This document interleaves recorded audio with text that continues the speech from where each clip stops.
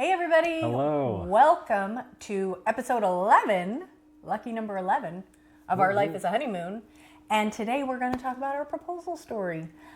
We are going to talk about Tim's plans that I knew nothing about, and my shock, my reaction, and what we've come up with between then and now. Yes. Yeah, so Very let's take it exciting. away. Yes.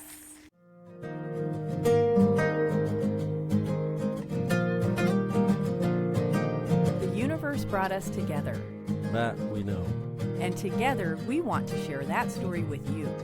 As well as all of the practices we do to keep our relationship thriving. Because to us, it feels like our life is a honeymoon. We want that same joy for all of you. I'm Tim. I'm Amy, and this is our podcast. Okay, so today's episode is all about the proposal story, and the best place to start is right when it was about a year ago in Sedona on our sleep vacation.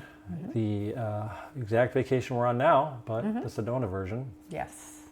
I proposed to Amy, and she had no idea that was happening. And so 0%. And so it was a very monumental, I'd say, event in our journey over these last almost 9 years. I'll say. Just because for a long time I was saying that I did not want to get married. I said that a lot. And I believed that for a very long time. And so that really kind of painted a picture for Amy. Yeah, absolutely. I had my own expectations that, well, like you said, that we weren't ever going to get married. And so it just wasn't part of my plan. But we're going to get into that a little bit later. And so to rewind a little bit, to tell about just in brief about my backstory and how I came to it was almost built into my being, just not marriage wasn't on the table. I remember talking to my dad a long time ago, probably when I was in my late 20s, probably just before I met Amy, and he was asking me about marriage, and I was like, I just don't think it's just not for me. And he's like, just wait till you get older. I remember him saying that. Really? You never told me that. Yeah. Wow. Yeah. Well, you're older. Dad, you're right. And so starting, I'd say in about 10 years ago, I really started doing a lot of healing work on myself through meditation, through journaling, through therapy, and then just kind of peeling back the layers of the onion of myself and of my heart. And it really started to see Amy in this new way over these last, I'd say I just been really doing this kind of heavy lifting, like digging deep into my early childhood, just feeling old feelings and really digging out old traumas. And that really started to change things. And then there was this one particular incident that really shifted. I told Amy this story about when I was in junior high. I played trombone, and I remember being a kid and not really understanding how to express what I needed, not really understanding to know what I needed. And so I had this trombone, and to play the trombone, you need to kind of grease up the slidey part. That's the technical term. And I just remember it was always kind of sticky and stuck. And I remember thinking, I'm like, this is a mess. Like, what the heck? But not really knowing how to even say to my parents, like, hey, I need trombone cream, and to have that conversation. And so I remember quitting trombone and just never really getting into it. And then one day randomly, I'm telling Amy this story, and then like maybe a couple days later, a week later, I don't know, it was sometime short distance in between, and she gives me like a little gift, and just on a random Tuesday or something, not even like for any special occasion. And it was the trombone cream. It was like very, very, very powerful gesture. And That's emotional. yeah, and it just like cracked right through my heart. And even though my heart had been opening and opened more, and like my first thought, I gave her a big hug, and my first thought was like, I need to marry this woman. And I You never didn't tell me that. yeah, and I ended up talking to my therapist about it that week, and he was like, "All right, I'm gonna make a note of that. Like, that's new for you." Yeah. And so I just was really kind of, well, I'm not, I'd say caught off guard, but with my own thought, it was really, really awesome. And so just all of those things kind of snowballing with the healing and Amy being an amazing partner and just time and growing up kind of all led to the idea of like, I'm going to propose to Amy. So cute. That's adorable. Are you good with your portion? Okay. Mm-hmm. So, well, for me, I didn't know this was happening at all. So, I had been married previously, and it wasn't my favorite thing. And so I knew Tim didn't want to get married, and I kind of felt the same way. Like, do I really want to be like legally bound to somebody? But at the same time, I wanted Tim to want to marry me. And it was a little offensive that he didn't want to. But I was really like, I just didn't even really know where I stood on all of it. But I was 100% fine with, we're a modern couple in a modern relationship, and we're just going to be together forever, and we're going to choose each other every day. Like, that was fine with me until I knew there was another option. Yeah, and so, yeah, like she was saying, she didn't know. I really kept it tightly under wraps. This whole thing. My therapist and maybe a couple close friends knew the plan, and so it was probably, I'd say, October, November of 2024 that I started doing the research on a ring and decided on something Disney oriented. Surprise. Because I was looking at a lot of other rings and nothing was clicking for me, and we never really talked about wedding rings or engagement rings or anything, so I just didn't really know what direction to go in, and that was a safe route. and yeah, ended up deciding on a beautiful Mickey engagement ring with a Mickey. There's diamonds and Mickey, and it just looked classy, but also, if you don't really know it, it doesn't scream Disney. And so so that I ordered that online, kind of a blind. Just hopefully this works out. I think I maybe knew your ring size, but anyway, it was all just kind of, let's just do it. This is happening, and so just doing it. And so I got the ring. We're going to Sedona. This is all a big kind of secret, and so I bring the ring onto the trip, have it all wrapped, ready to go. I was planning on doing it towards the end of the trip. Didn't know exactly when. It was kind of like, I'm just going to feel it out and see when it feels right. And so we having a really great trip, like the greatest trip of all time, in Sedona, one of our favorite places. And so towards the end, we have this plan to just towards the end of the trip have a nice kind of ritual where we just share gratitude for the trip, for life. And I had this little plan set up that she knew about, that was to just spend some quality time and have like a little mindfulness meditation kind of thing set up. Just something spiritually nerdy Something that out we in do. nature. Yeah. We love that stuff. And so it's pitch black point at this point. Just, Well, I mean, let's rewind a little bit. Like, we were supposed to do it in the daytime. yes. And I had no idea what was happening, and it was the last day of our trip, last full day of our trip, right? Yeah, it was.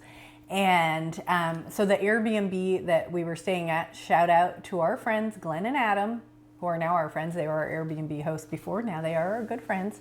Their Airbnb is phenomenal. We will put it in the show notes. And the view from the porch is just unblocked mountains. It's absolutely stunning. So I was not knowing what was going to happen. I was like kind of hinting like, I'd rather just kind of stay here for the day. I had my adult coloring, and we were on the loungers, and just chilling and being in the energy of Sedona. And, in hindsight, doing this in the daylight might have been nice since we went to a scenic overlook. It's okay. So anyways, we ended up not going to do this until nighttime. So yes, it was pitch black. So yeah, we drive up this mountain. So in the daytime, beautiful scenic overlook, looking down at the valley with mountains everywhere. And I had no idea what was happening. So I'm just like, looking around, looking at all like the, not city lights, but the town lights below. I'm trying to take pictures even though it was dark, and like really dawdling because I just thought we were on vacation having a good time. And you were probably just like, yeah, but you were probably just like, sit down.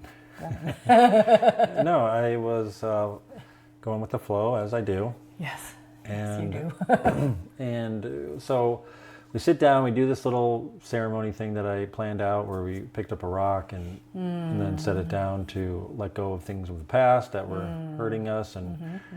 And so after we do this little ceremony, I'm like, oh, I have a gift for you. I have my little man purse, I call it. What do you call those things? A merce. And it's just like a little side bag. And so I pulled out this little gift, which was wrapped in Christmas paper, because I was like, oh, I thought about giving this to her at Christmas, but I thought it'd make more sense now, just to kind of confuse her. And so I hand her the box, and she starts opening it, and I had, it's a Mickey ornament that on the box it said what it was, so I kind of had to take a permanent marker and black out a lot of it, so when she started opening it, you couldn't see what it was, even though I could have just found a different box, but that box was perfect for the gift. Yes, yeah. And so I don't know if you want to take... Well, yeah, so again, he hands me this gift, and I am a very, I think humble, easy to please. I'm easy to please. Give me a rock in a box, and I'm like, this is the best. So he hands me a box, and I'm like, oh, a necklace, another necklace, just because it's a little box. And so then I open it, I take the gift wrap off, and I can see that it's a Disney ornament box. And I'm like, oh, that is so cute. It's probably like a Minnie and Mickey, lovely, ornament, and nothing. So then I open the box, and I look down, and I can see a top hat on top of Mickey. And I looked at him because I recognize that ornament. It's an ornament, but we didn't put it on the tree. It's in the bedroom because it's so special. We didn't put it on the tree.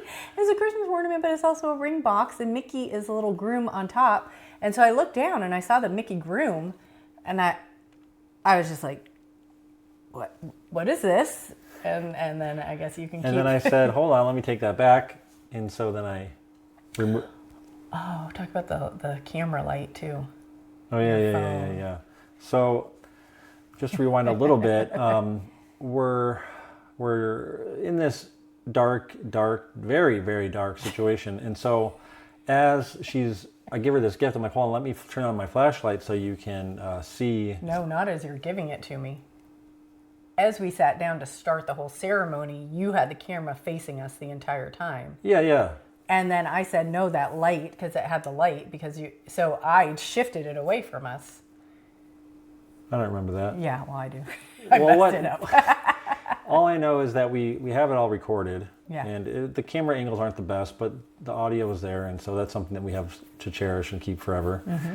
And so I remember she starts opening it, and that was like the whole plan, was to have her open it a little bit and then have her kind of have some things click, and then to give me that back and let me do this for real. And then so I got down on one knee and, will you marry me? And yes, I will. Yes, I will. And she just, I remember her saying, you don't want to get married. What? I don't remember that. That was like your first, like, as I was getting down on one knee, I remember those were like the words you were saying. Like, yeah. you don't have to do this. No. I think I didn't realize I was so traumatized by you not wanting to get married, which I didn't know I was until this all happened. It like really opened up some realities. Yeah. And so that, and then we just embraced and hugged and kissed, and I said yes. Yes. And yeah, it was a very special moment in complete darkness with nobody around at all. It was very private. Yeah, it was perfect. Yeah. And so then we decided to start calling family. Yeah. We descended the mountain via car, and I think we were just in shock, and we're like, what do we do? Oh my God, we have to tell people. So we just like pulled into a random parking lot and started making phone calls.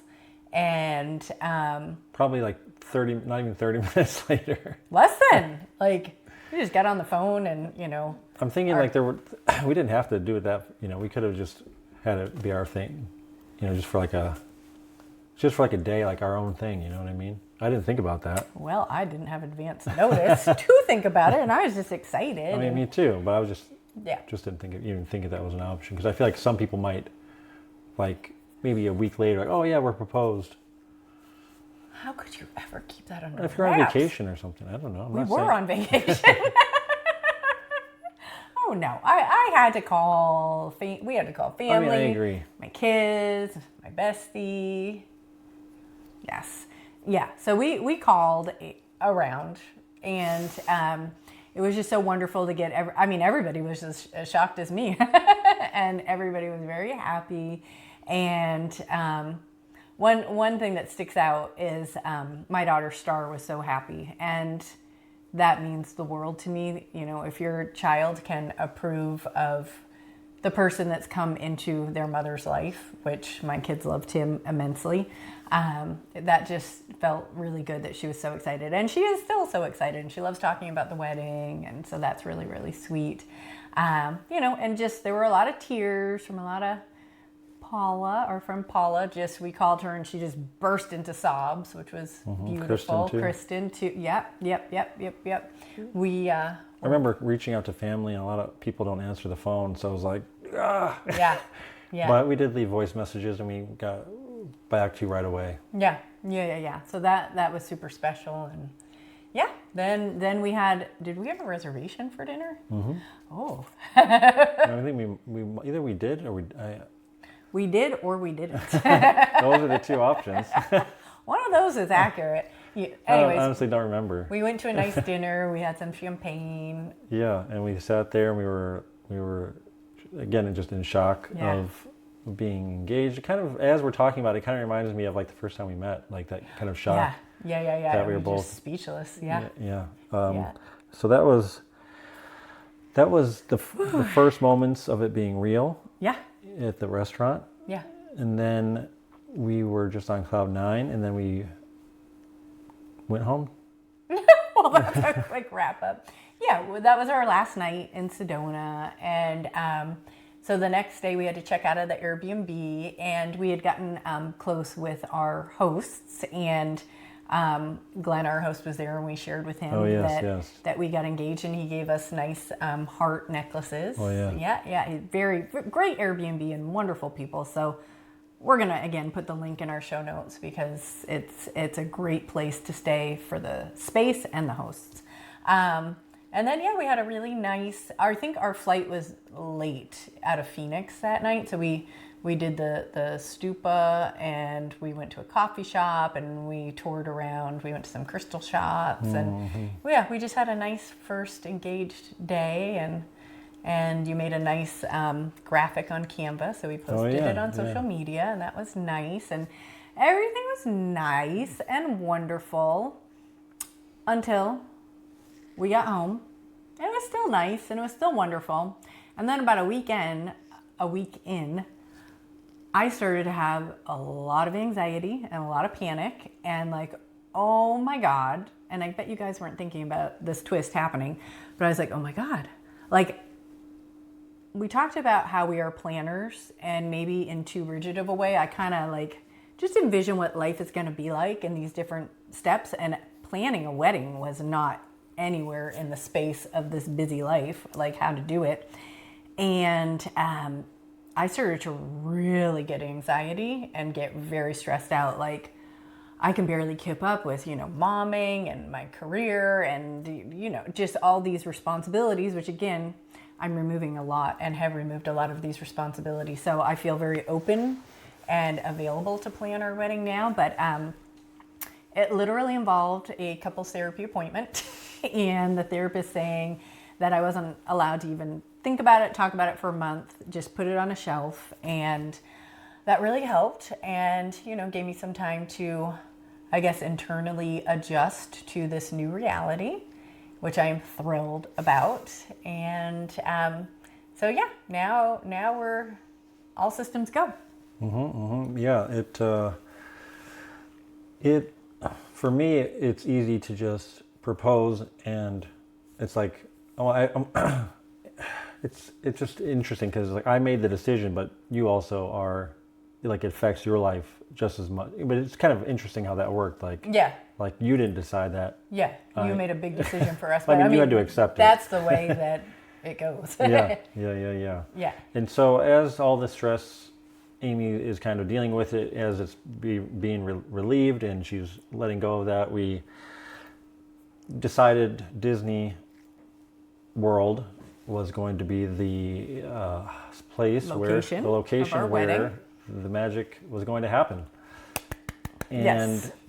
and now at this point we are about a year out from our date is going to be February 2027. Mm-hmm. And the planning is really starting to happen right now. Yeah, it is. It's very exciting. So we will definitely be sharing some updates along the way. Let's see, for Valentine's Day, we go to Disney, surprise. We're staying at the Grand Floridian, and we're actually going to have our ceremony in the wedding pavilion, which is located there on property. So we already have an appointment to go see that again. And we are getting to the point. Disney doesn't let you book your date until 1 year out. So we can't even book or really talk to a wedding planner until February, but we're already into January. So it's coming up quick. And it's going to be so much fun. Yeah, we've been doing a lot of research, like preliminary research, and having a lot of conversations, and we have this book we're reading. And there's a lot of pre-planning to do even before the planning begins. Anything with Disney, they give you options, and too many options. It is. It's options up the wazoo. It's too many, but at the same time, it's all out of one space. Like, if we were having a wedding near our home and we had to like find the place, find the caterer, find the florist, find that, like, I would just elope 100%. Yeah. There's no way I have this space that doesn't. I'm not a bridey bride, and that doesn't sound fun to me. For some people, they've been thinking about this since they were 10, but that's not me. Like, I would be happy to buy my dress on Amazon. I'm just not. All these details. All these details. But anyways, it's exciting, and yeah, we'll share the journey along the way.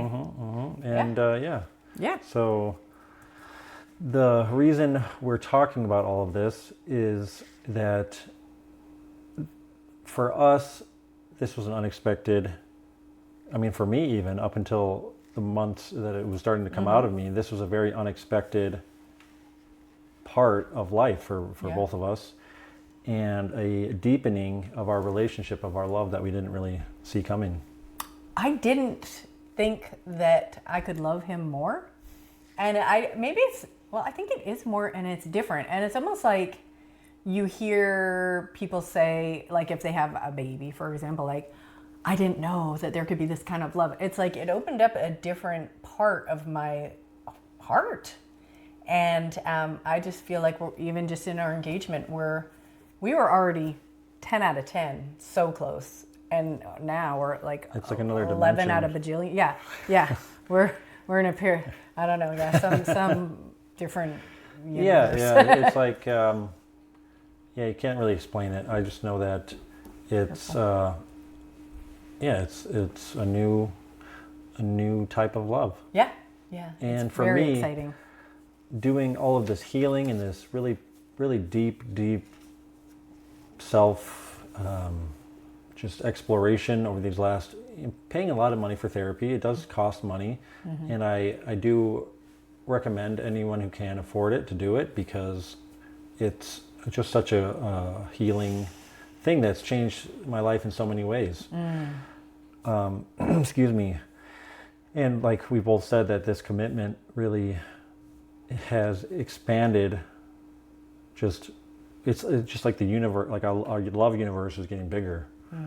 And I love that. And so that's kind of the reason we're talking about this, just to almost say, like, you just don't know what's going to happen in life, as kind of just as it goes along. You just can't plan it. And 100%. For my takeaway is that the therapy and the healing and just not being complacent in my own emotional, mental health journey. Yeah, no, that's wonderful. And I guess I'll add that kind of what you just said, but, never say never about anything in life. I mean, whether it's this, getting married when we didn't think, or I would never live there. Well, maybe there's a reason you would one. If you're just open to possibilities, there's a magical journey that could be awaiting you. And I'm so excited to go on this journey with you. Oh, he's so cute. Look how cute he is. He is so cute. He is so cute. Okay, so I think we're going to hop into our happily ever after for today. And today, I am going to ask us each a question, and I'll have you go first. What are you currently loving in life right now? Examples given could be a show, a snack, a song, a habit, or think of something on your own. But what's really clicking for you? I think, let's just say the band Led Zeppelin. I knew you were going to say that. Amy and I she took me out on a nice date a couple weeks ago to see a Led Zeppelin cover band in Stewart. Yep. In Stewart, Florida. Yeah. And we both like Led Zeppelin, and sometimes there's certain bands kind of come into our radar and then leave and come and go, and this one just kind of came and then it stuck, and I've just been really enjoying playing their music on guitar as we've been on this trip, and just listening and kind of diving into that whole world, because they are amazing musicians, and it's just something I'm really into. And I love that you're into it too, because I love them. When I was, it seems funny to think, when I was 12 and 13, which to me seems so young now, but I was like really into music at that age, rock, classic rock, and I loved Led Zeppelin, and just loved their kind of otherworldly forest magic sound. And as I'm getting older and coming back to me, that energy, I'm just craving that energy, and their music is it's just great that you love them so much, because it's healing my inner child. It's creating another level of attraction for me to you, or however you want to say that, and it just feels nice. So I applaud your answer. Well, how about you? Okay, so what am I currently loving? Okay, well, mine is a situation that I have been very conscious that that I get to do things that make me happy in life, not just make other people happy. And making puzzles is that for me. There have been years that have gone by, like a decade, where I've wanted to make a puzzle, and for whatever reason, just it's not productive, and I just didn't allow myself, which is just so cruel. And I'm really working on self-love in these areas. And so second half of this past year, I started to, or even last quarter of the year, I started to, the puzzle I just finished at home. And I remember actually, I felt so overworked one day that I actually took the day off for self-care, and I worked on the puzzle. So then to add to that, I was listening to Bon Iver, and that's now kind of become my thing. When I puzzle, I listen to Bon Iver, and it's so emotional for me, between healing, self-love, feeding my inner child, and then this music that I also went through a huge Bon Iver phase, and the music is so beautiful. It's so beautiful that it hurts me in a good way. I multiple times I just sob because I'm just loving myself and this beautiful music, and it's just too much. And I would say that I'm really into this situation right now, and I'm grateful to have a partner that I can do all of these things in front of. And he just says, do you need support? Do you need a hug? How can I be there for you? And I'm like, I just feel my feelings. I'm so happy. So that's my answer. Oh, yay. Aw, Beautiful. so cute. Thank you, honey. Thank you, thank you, thank you. That's wonderful. So yeah, there's our show. Wow. No, just to touch on your two, I'd say Bon Iver and puzzling together. Yeah, it's like a thing. It's a Yeah. one thing. Yeah, I just know how much I feel like music and puzzling are two things that kind of fell off for a while. Correct, And yeah. for them to both come back together in that way is like a double whammy. So It's very powerful. It is emotional. yeah, I think the release of all those kind of other things that were weighing on you kind of prevented Yeah. one or both of those coming back. Yeah. If I know Bon Iver is not a per se widespread popular band artist, Justin Vernon, Bon Iver. So for those who have not ever listened to this music, Brackett, Wisconsin is the first song I ever heard. And I heard it when I was in an antique shop in Vermont, and I almost just started crying. Like, it brought up so much emotion for me just hearing it for the first time ever. And so that'd be a great place to start if you want to hear some beautiful, beautiful music that might touch your soul the way it touches mine. And that's Bon Iver is BON space IVER. Yeah. Because it's kind of a strange name if you don't understand what we're saying. Now you do. Maybe does YouTube allow you to link a video in the show notes? Well, we can try. Well, we're gonna give it a shot because I think you'd enjoy it. Yeah. All right. So, that's that. Episode 11 in the books. Yeah. Thank you guys so much again for spending this 35 minutes with us. You can listen to Our Life is a Honeymoon anywhere you get your podcasts, whether it's YouTube, Spotify, Apple Music, all that. Yeah. You can also follow us on Instagram or Facebook at Our Life is a Honeymoon Official.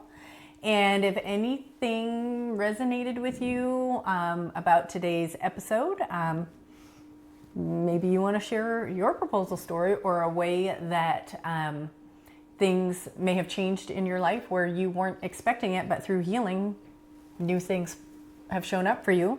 We'd love to hear about it. Why don't you tell them how?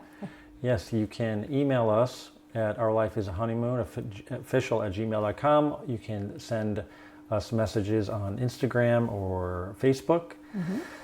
And please also comment on our YouTube or Spotify, and you can subscribe on YouTube and like our videos, as well as review us on Apple Podcasts and give us 5 stars on Spotify.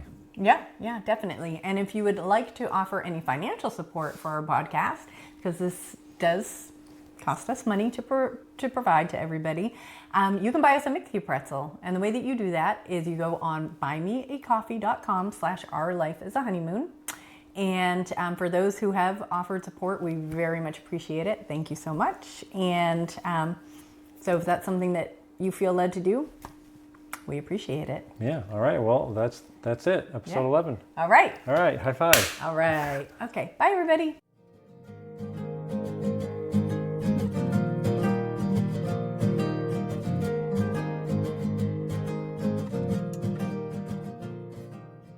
Testing. How do you know I'm on? I can see it. Where do you see it? These 2 red dots. Wait, is this on too? Is that Yeah. what that means? Oh, I thought I was a button pusher. No, I don't like what that did. Don't you put that anywhere? Oh. Okay.